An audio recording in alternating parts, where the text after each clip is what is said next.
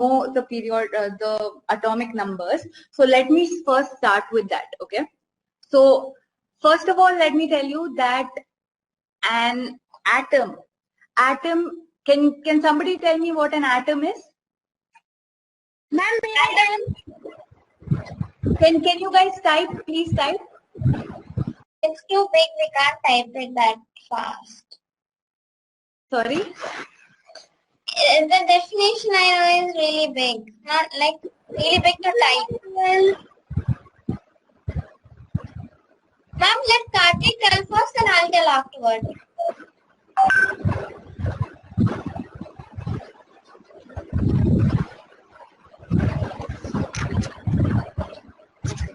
Yeah, Kartik, go ahead. Ma'am, atoms are the smallest piece of. Ma'am, atoms are the smallest piece of that. Ma'am, for good. Atoms are the smallest units, or they are the building blocks for matter. Okay. Ma'am, they are so small that they can't be seen from the most powerful microscope in the world. And if 4 million gold atoms are joined together, they will form only 1 mm length. Very good. Yes.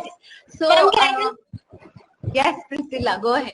Atoms are the basic structural and functional unit of matter.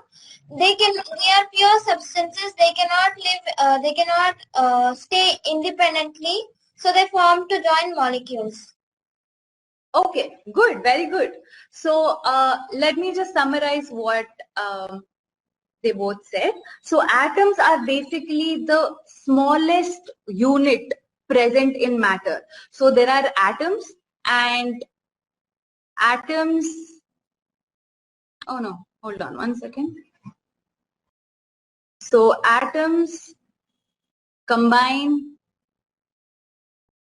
Are you guys able to see this? Yes, ma'am. Okay, so atoms, Yes, ma'am, make up molecules. Molecules make up matter.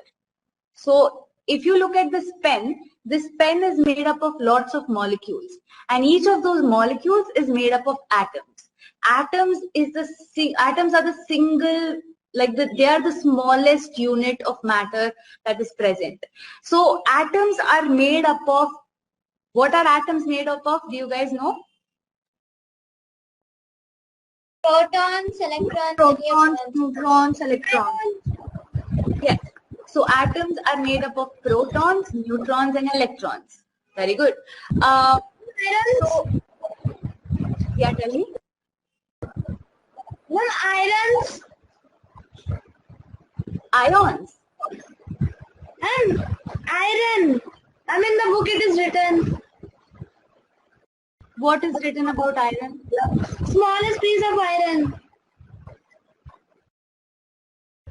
I don't know I understand what Smallest piece of iron as the iron atom. Ma'am? Okay, ma'am. Okay. All right. So what was the question?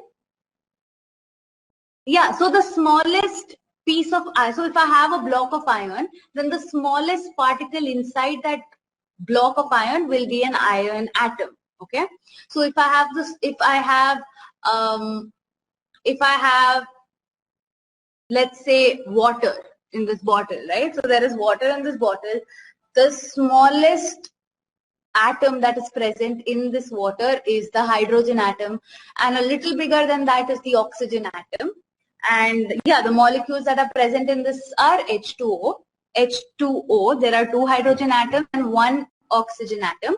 Together they form the H2 molecule, and lots of water molecules are present in this water that end up making this water. And so why we don't write them as H2O1? Oh, we can write them as H2O1. It's just that we don't want to do that extra work of writing one, so we just skip it. Why can't it be written like 2HO? It cannot be written as 2HO because whenever you write the number to the left of something, so for example, if I write, It's like even oxygen will have two atoms, yes. So whenever I write a number to the left of a molecule, to the left of an atom, it means that anything that is following that number will also have those many number of atoms. That means hydrogen will have 2 and oxygen will have 2, but that is not the case. Then that will become hydrogen peroxide, right? No, hydrogen peroxide, you will have to write it as H2O2.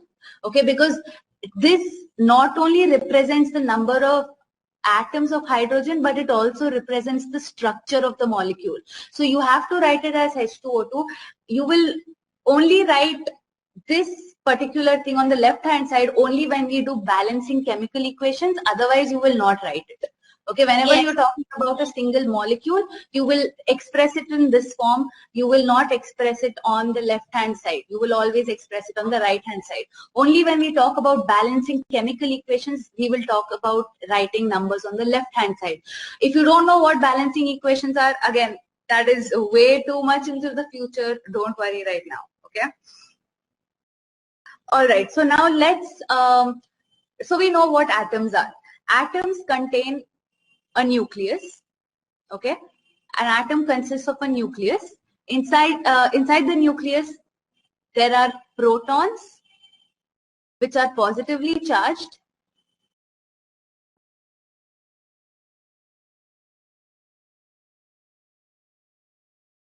and neutrons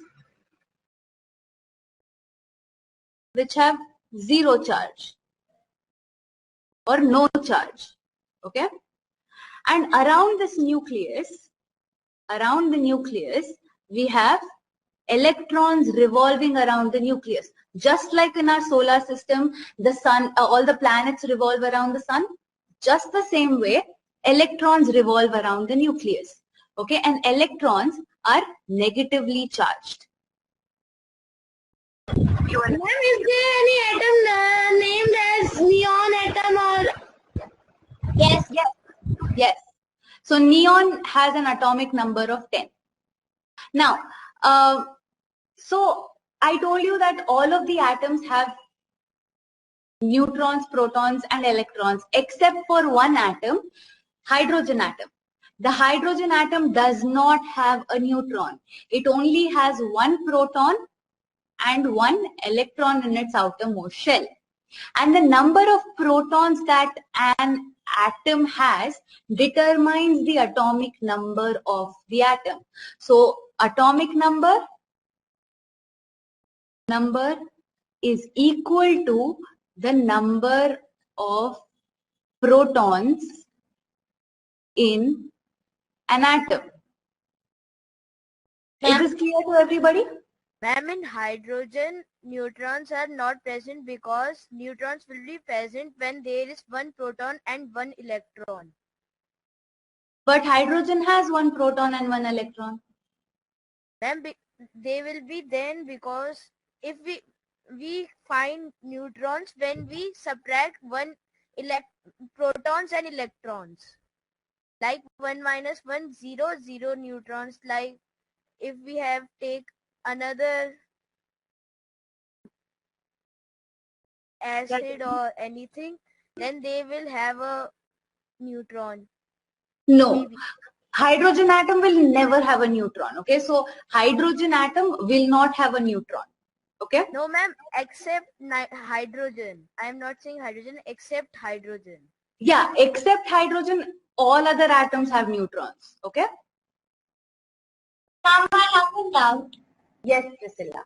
Like electrons give a negative charge, right? And yes. the protons give a positive charge. Then what is the use of having a neutron? Oh, it is not about the use of having. That is how nature is. It is there. For example, we don't question what is the use of having air, or we breathe air, but we don't question what is the use of, you know, different things, right, that are existing. What is the use of the moon? What is the use of the stars? They are just there. Ma'am, I have a doubt. Yes, Karthik. Now my doubt is compound always include the elements that have hydrogen and sodium. What? And compound always include the elements that have hydrogen and sodium. No. Okay, ma'am. Okay. All right. So atomic number is given by the number of protons present in an atom. Now the very special thing about atoms is that every single atom which is different, right? All the atoms have different number of protons. For example, all the elements of different elements have different number of protons present in them. For example, hydrogen has 1 proton present inside it. So hydrogen has 1 proton. Helium has 2 protons. Lithium has 3 protons. Beryllium has 4 protons. Boron has 5 protons. Carbon has 6 protons. Nitrogen 7 protons. Oxygen 8 protons. Fluorine 9 protons. Neon 10 protons. Sodium 11 protons, and so on and so forth. You need to find out till 20. Okay, till 20 protons. Now all of these will tell you the atomic number. So the atomic number of hydrogen is 1, atomic number of helium is 2, atomic number of lithium is 3, and so on and so forth. Did everybody understand this so far?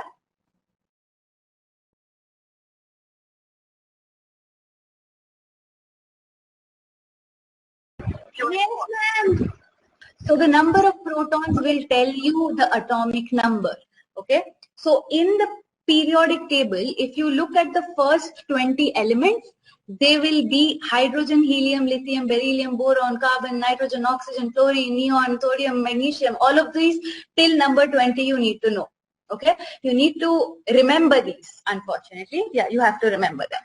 Ma'am, it also contains phosphate or potassium. Huh? Ma'am, does in these 20 elements, does it also consist of phosphate and potassium? No, yes. That's a compound. Yes, yes. These elements contain potassium and phosphorus as well. Yes. Okay, ma'am. Thank you, ma'am. No problem. So, yeah, so you need to remember till atomic number 20. Okay, now. Yes, why do we need to remember? That's the question. Sorry? Why do we need to remember? Does it come in use any other time? Any other time? Meaning? Like you said us to remember the first 20, right? Yes. So does it come in use in other parts of the lesson or other parts of the subject? It is going to come to use for the rest of your life. So you need to know the first 20, okay? Okay, ma'am. Yeah. So, yeah, you will need to know it not just in this chapter, you will need to know it for your next 1, 2, 3, 4, 5, 6, at least 6 years of your life. After that, if you decide to not take chemistry, then you probably won't need it. But at least for the next 6 years of your life, you would definitely need to know this.